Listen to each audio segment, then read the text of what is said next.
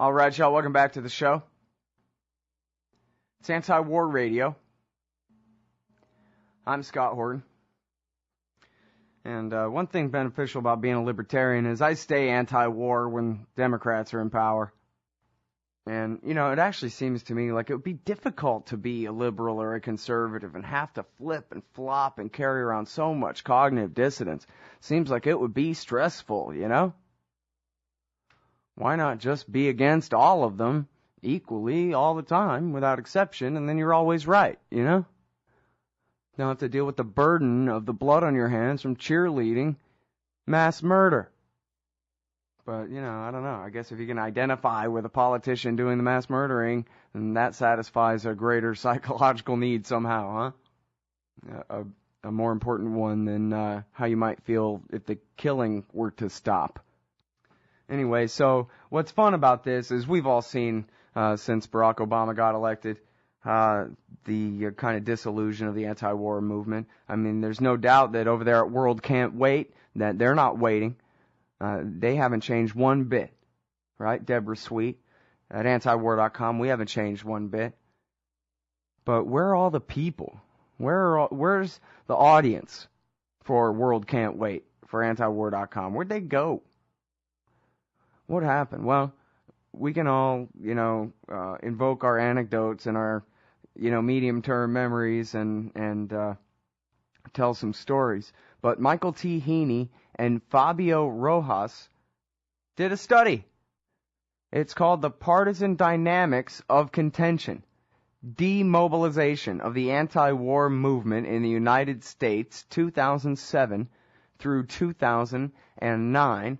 And I'll tell you now, a quick way to get to it would be from this ABC News article. Have war protesters been betrayed by Obama? And they have a link right to the study here. So now I'm interested. Let's see what the social science shows about partisanship and the anti-war movement. Welcome to the show, Michael. How are you doing? Thank you for having me. It's great to be here. I really appreciate you joining us. So I guess give us some numbers, because after all, well, let's start with where you start out here. In 2002, 2003, there were massive anti-war protests. I'm telling you, in Austin, Texas, it was huge-mongous, February and March especially, on the 15th of those 2 months.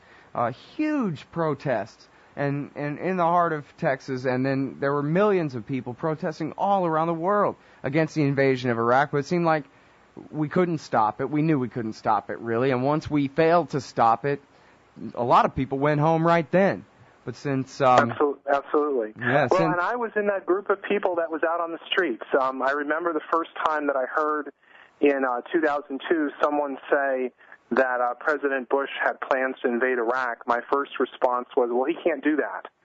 And then before I knew it, I found myself on the streets of Washington, D.C., marching on the White House. I was part of the march in January 2003 of hundreds of thousands of people that marched on Capitol Hill, and just believed that we had to do something to stop the president and the administration and what they were doing, and that if enough of us got together, that they surely would listen.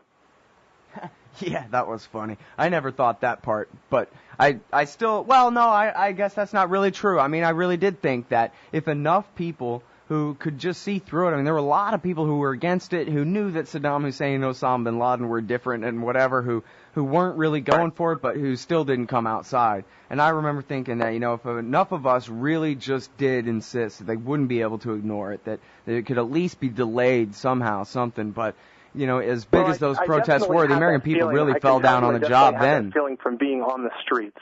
And there's something about being there with hundreds of thousands of people, with just a sea of people who are united in their opposition to something, just having this really strong feeling as you walk by these august buildings in Washington, D.C., that they have to listen to us. It's just a very strong emotional reaction that one has to being in that kind of environment. Mm-hmm.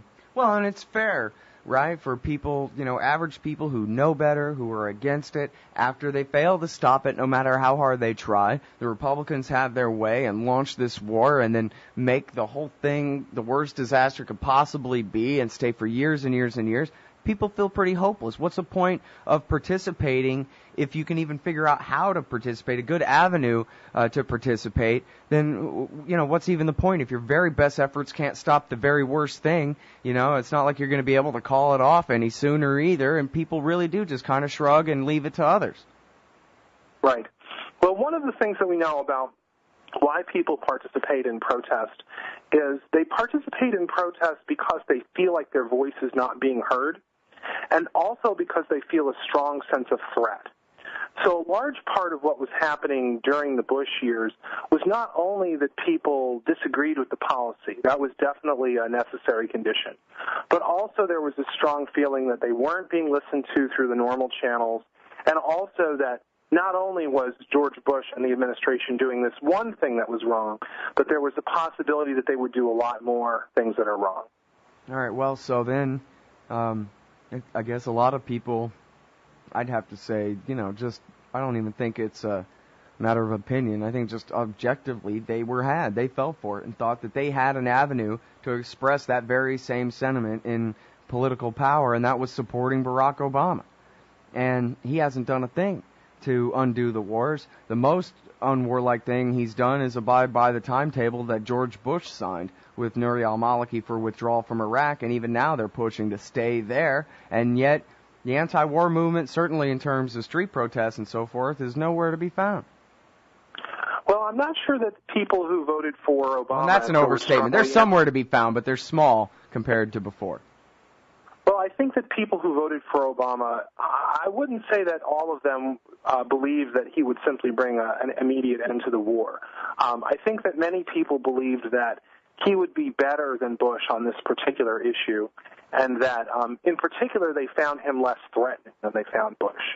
So I think that the state of many people who were in the anti-war movement, or at least were in 2007, 2008, but are not now, is the feeling that while they still disagree with Obama's positions on the war, they don't feel that acute sense of threat that they felt during the Bush years. Well, and so does it just come down to tall, dark, and handsome versus short and stupid and cross-eyed and back-asswards? No, I think it's more than that. I think that it has to do with they also look at what he's doing in the context of a larger agenda. So there's part of what also happened was early in Obama's term you had new issues come to the fore. So, for example, you had the health care issue come to the fore, and many people saw the Obama health care plan as an opportunity to make some significant improvements in U.S. health care policy, and those that haven't been on the table in a long time. So part of what happened is that people shifted their attention to other issues. They also, I think, saw a difference between a president who was starting new wars and a president who was managing wars that already existed, and perhaps they drew a line there. Well, I guess you guys are going to have to follow up now that Obama's starting more wars. I mean, he really did expand the Pakistan war. I personally find it very disconcerting. Yeah, well, I mean, he expanded the Pakistan war far beyond what George Bush was doing, but that hasn't really gotten the kind of coverage. It doesn't really count as starting a new war. They just started calling it AFPAC, one big war. Well, that's definitely a part of it. Is that part of what's happened is that the wars that the United States are involved in has really become a much less salient issue. It's receiving less attention from the media. People are paying attention to it less. And that's part of the reason why people are less mobilized to action on the issue. Yeah. All right. Well, so can you give us some numbers and kind of break this down? I'd like to get my head around exactly who dropped out and who we can still count on, What we did was we showed up at anti-war protests, all of the major national or nationally coordinated anti-war protests between January 2007 and December 2009. And we brought with us a group of 4 to 10 students at each protest and equipped with clipboards. And we conducted somewhere between 100 and 600 surveys at each event. In total, we went to 27 different events over the 3 years, and we conducted 5,000 surveys of people participating. Wow, all right. So what'd you find out? Well, what we found out, first of all, is that the composition of who attended the protests changed quite considerably during the period of the study. During the first 2 years of the study, between January 2007 and September 2008, we found that about 40 to 50% of the people who participated identified strongly with the Democratic Party. And the percentage of people who identified with a third party was really only about 10%.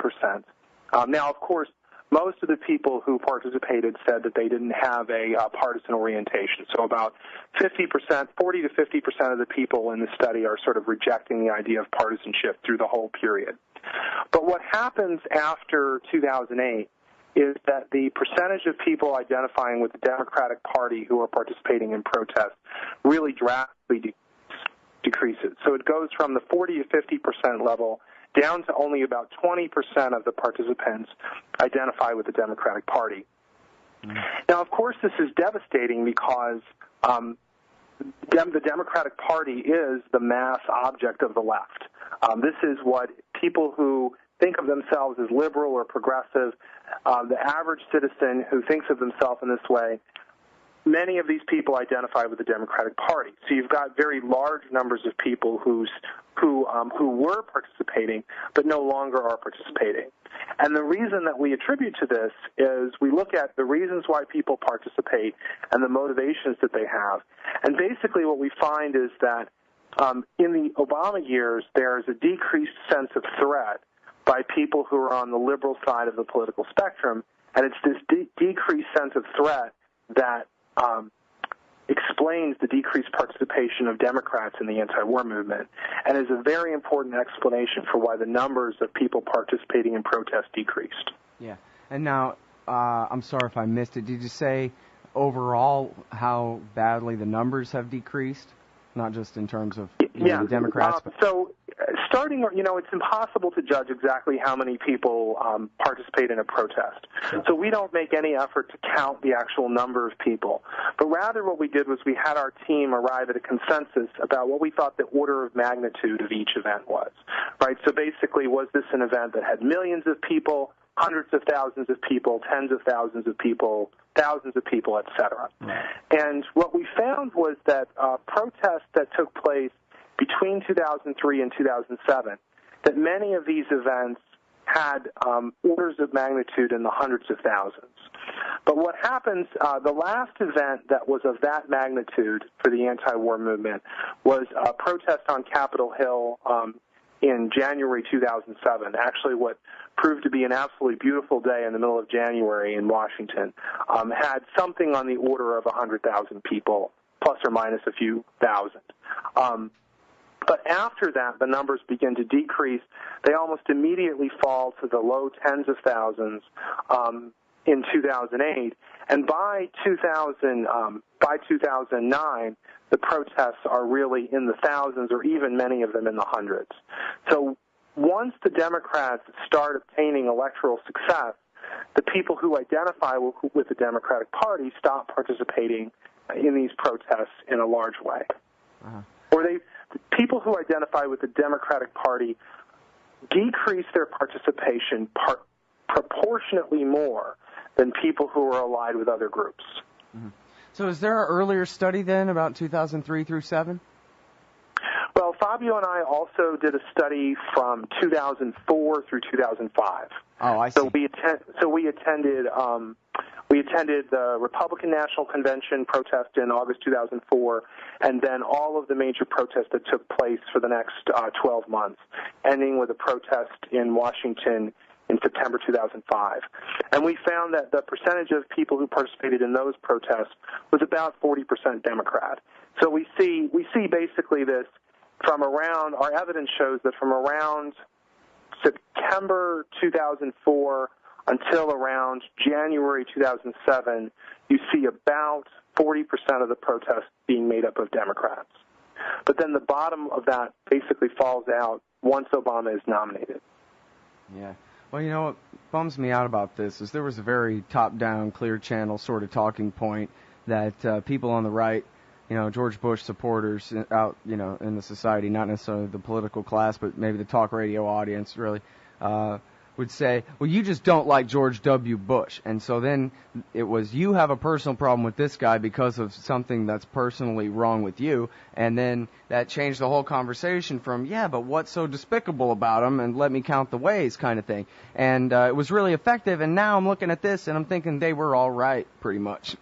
Well, it's a combination of those two things. You know, I believe that the overwhelming majority of people who participated in these protests were sincerely and unquestionably against the wars and the foreign policies that were being pushed by the administration.